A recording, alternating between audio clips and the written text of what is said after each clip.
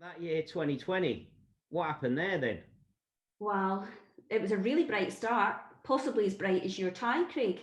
But I think at the start of the year, 14% year on year growth on 2019, £1.2 billion lending. I would have taken that as the start of the year, wouldn't you? Absolutely. All that pent up demand from Brexit, people taking advantage of that £1.5 billion worth of equity in their homes. It was a really good first quarter. No, it was fantastic. And I think exactly as you said, after the general election, we got the stability back, we got that hope in the marketplace and that positive angle again. So I guess it just leads us on to talk about March then and what happened after that. Well, Kay, in March, obviously we went into national lockdown and all the challenges that brought for equity release. Always did face-to-face advisor meetings with our clients in terms of the vulnerability of them and making sure that it was the right product for them. On the back of that, obviously we did valuations physically as well within the homes in terms of what the house was worth, and also the legal process was always face-to-face. So that gave a myriad of challenges for the equity release market to keep alive that need that people had during lockdown.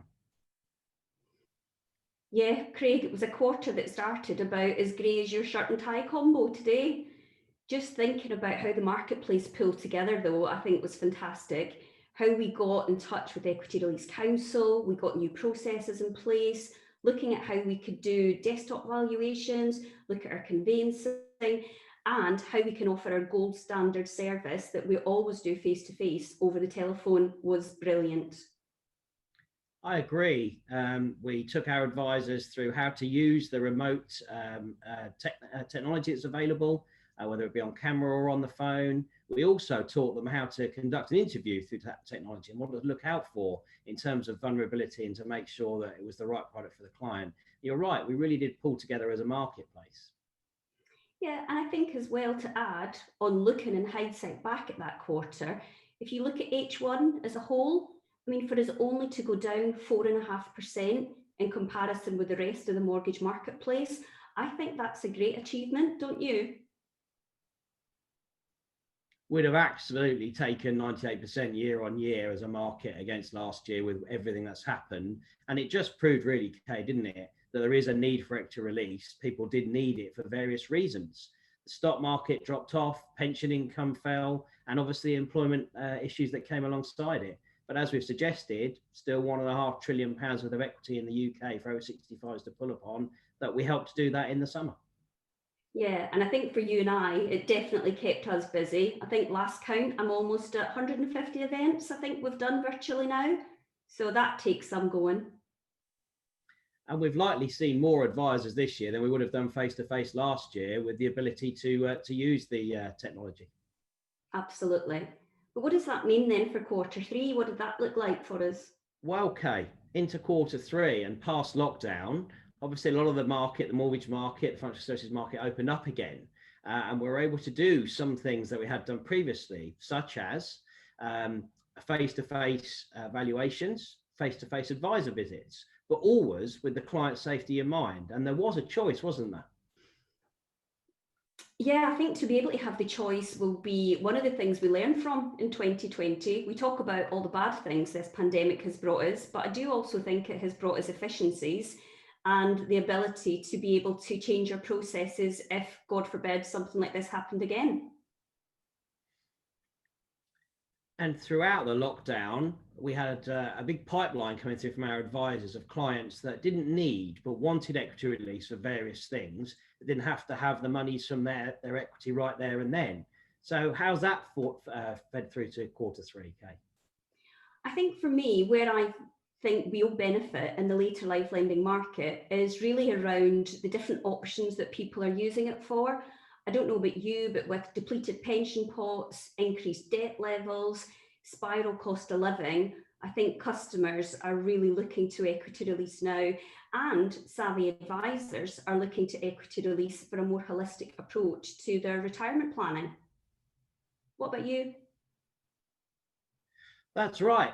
I've found throughout our national distribution accounts and networks that the wealth advisors particularly have had more and further use of equity release, And also in terms of things that people have heard of, such as bank and mum and dad, ability for parents or grandparents to supply deposits for first-time buyers. With the mortgage market as it is, that's been a paramount, and equity release is absolutely prime for that. So some real shoots of sunshine really in the marketplace. Little ray of sunshine, just like your shirt and tie combo. I think for me, looking at gifting now being 29% of business written and equity release plans is phenomenal, and something that advisors are really sitting and taking notice of going forward.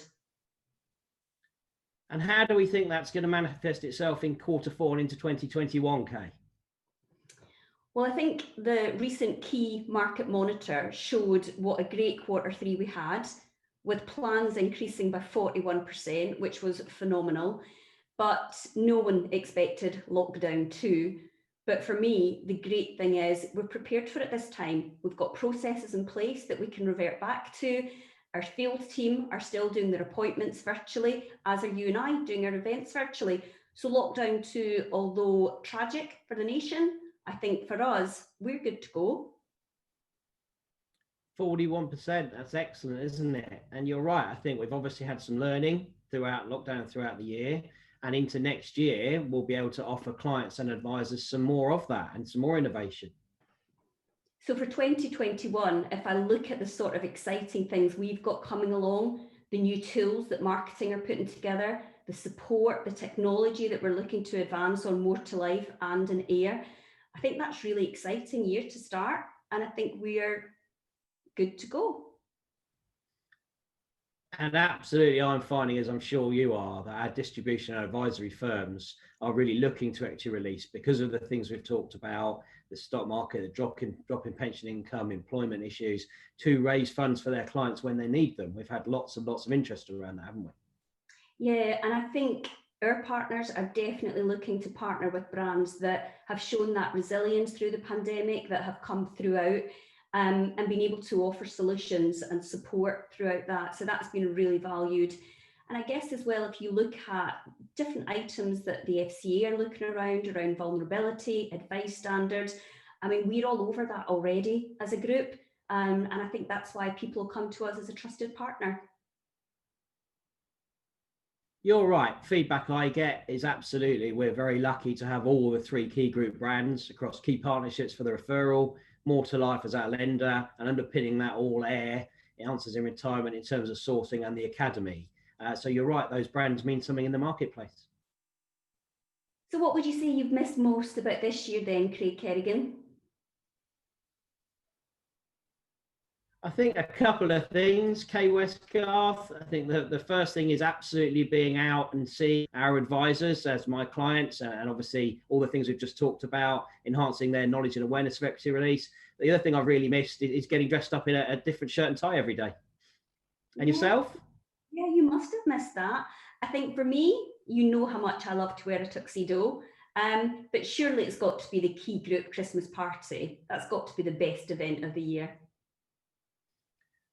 Well, fingers crossed we can both get out and do those things into 2021. Have a great Christmas, everybody, and a great break. And we'll see you all on the other side.